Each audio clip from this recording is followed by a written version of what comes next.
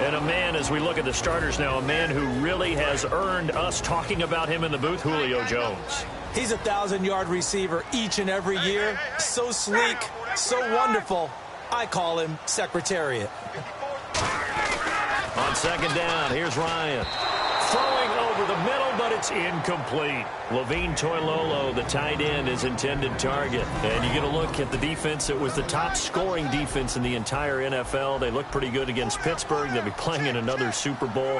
How do they do it? Because they don't have household names at every position. Ryan hit, and he lost the football. And it's picked, and he's into the end zone. It's a fumble return and a Patriot touchdown.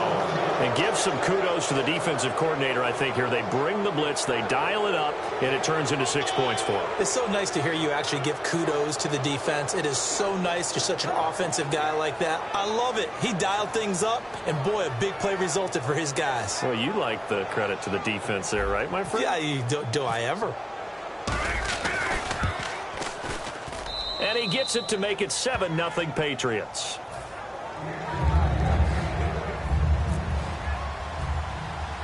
So here's the kickoff now as they'll get it again following that fumble return for a score. It's a short kick, taking it to 15. And they're going to start this drive in pretty good shape as they get it up past the 30.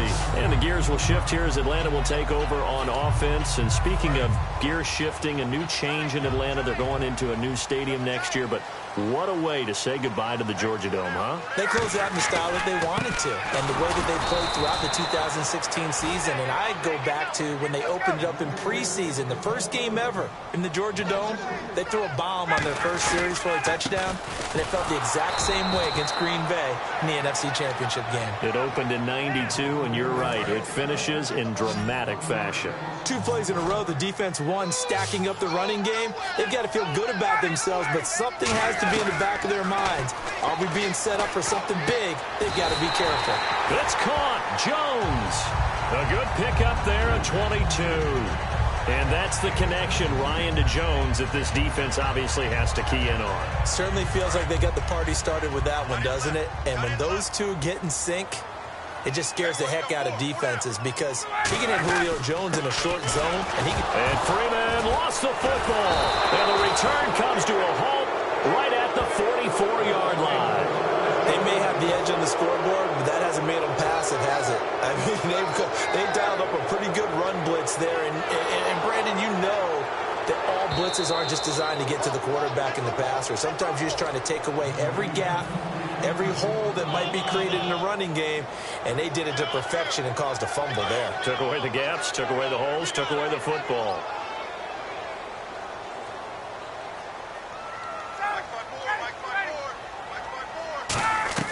Now Ryan on second down. And this is Gabriel on the catch. And he'll be brought down, it looks like right at the 40. They get 11 back on that one. It leads to third down. Completed pass on second down. Now it's third down as the defense looks for the stop. And when you're playing a quarterback with some experience and some moxie, you enter the danger zone when you decide to blitz him because if he's able to diagnose as he did on that play, he can hurt you downfield. He reads defenses so well, doesn't he? He really does, and the best part about that play for him, I don't think that was his primary target. I don't think so either. I think he had the read, figured out where the blitz was coming from, and went to a secondary target for a really nice gain. They come out with one back and 3 tight ends.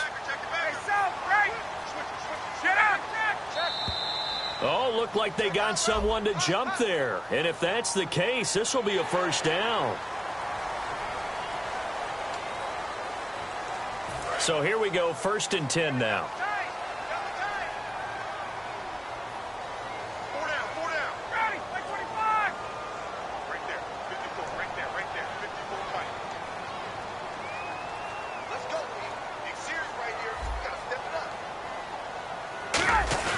They go play action here on first down. And no escaping this time as he'll go down. They got him for a sack. Well, they go play fake. The problem is nobody was faked out. And when no one's faked out, what's the end result? Sack. Quarterback gets hit.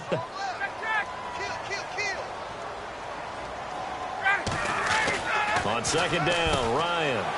And Jones has it over the middle. Touchdown, Falcons. Julio Jones, 43 yards.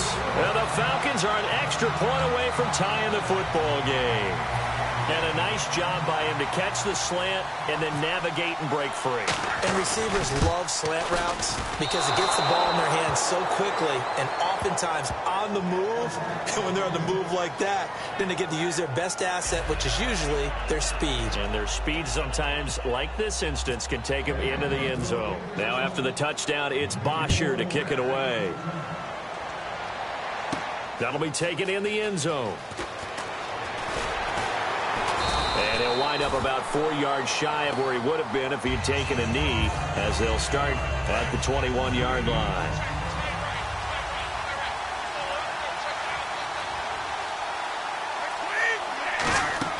Throwing on first down is Brady. And this one complete to Martellus Bennett. Charles, so many of the Patriots know what the Super Bowl feels like. Martellus Bennett, a guy, 8th year, first Super Bowl trip, and after the game, you could tell he was a little elated, doing some dances with the cheerleaders. And the pom-poms were going everywhere, weren't they? They were. But the interesting part was his observation later on social media where he said, I was out of my mind excited. I looked around at a lot of the guys on the Patriots team. They're like, yeah, we've done this before. Okay? We can be cool about it. But think about his impact this year. Supposed a team with Rob Gronkowski became the feature tight end after Gronk's injury. They are so glad that they picked him up. Brady to throw on second down. Trying to set up the screen, and it's intercepted.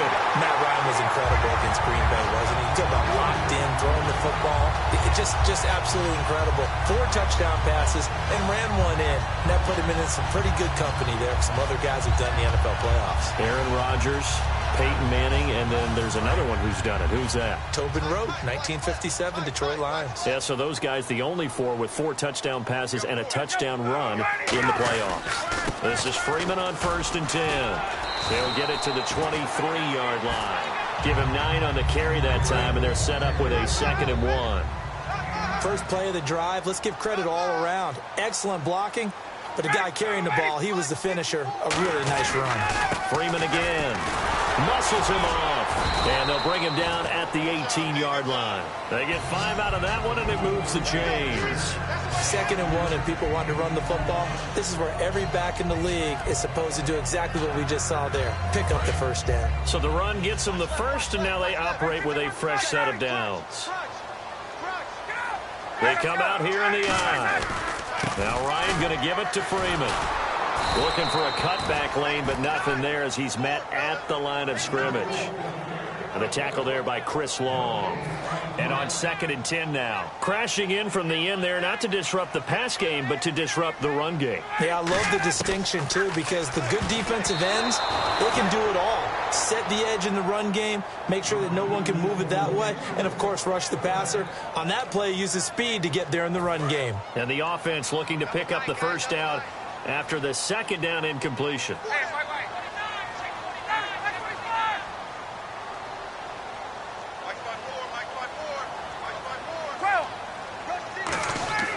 On 3rd down, Ryan. He hits his target. It's the tight end, Toilolo. They get 7 there, but it brings up 4th. So much about this game is just understanding situations and then having to execute, isn't it? Guard the first down sticks. Don't let them get there.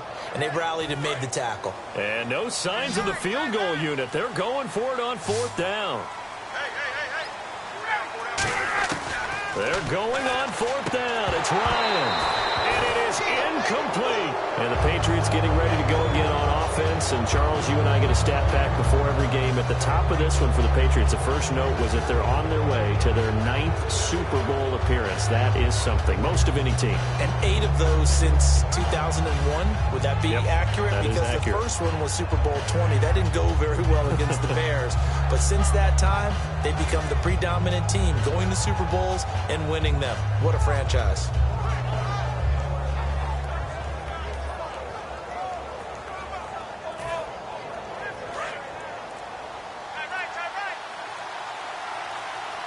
Time running out here on the play clock.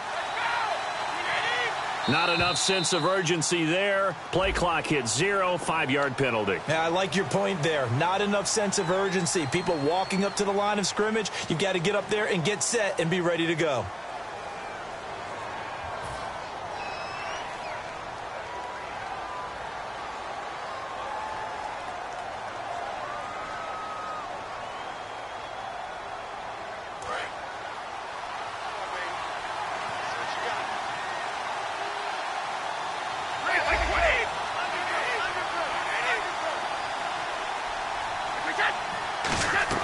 From the gun, it's Brady.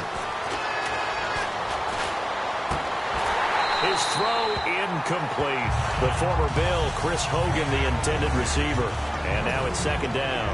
And if this offense is going to flow today, certainly the running back will be a key piece. Without a doubt, because they asked their runner to not just do that, but to block, to catch, to help set a tone for their offense. And he'll try and throw here on the fake. And this one will not work out. It is incomplete. I know that from down to down, you'll hop into different offensive formations and try and fool the defense and pick up some yardage. But going into field goal formation on second down and then running a fake off of it, help me here. Help me with this one. I'm supposed to know this. Help me. I'm so baffled that I like it because it's different. Different, all right, but not very successful. To throw, it's Brady. And this is incomplete. So certainly an interesting call there to go for it. And boy, possession here turns over with the football already being in the red zone. Here comes the Atlanta offense now ready to take over here. And on the last drive, they were in field goal range. They just opted not to kick it, didn't get it. How does that change the mentality this go around? I don't think it changes much for the head coach because this is what he preaches all the time. Attack at all times in any spot on the field, and he likes touchdowns, not field goals. Now, your field goal kicker, you've got to make sure you nurse him through and say, okay, don't worry about it. When we need you, you've got to be ready to go. And the team, of course, loves to see points on the board. So let's see if it changes a little bit.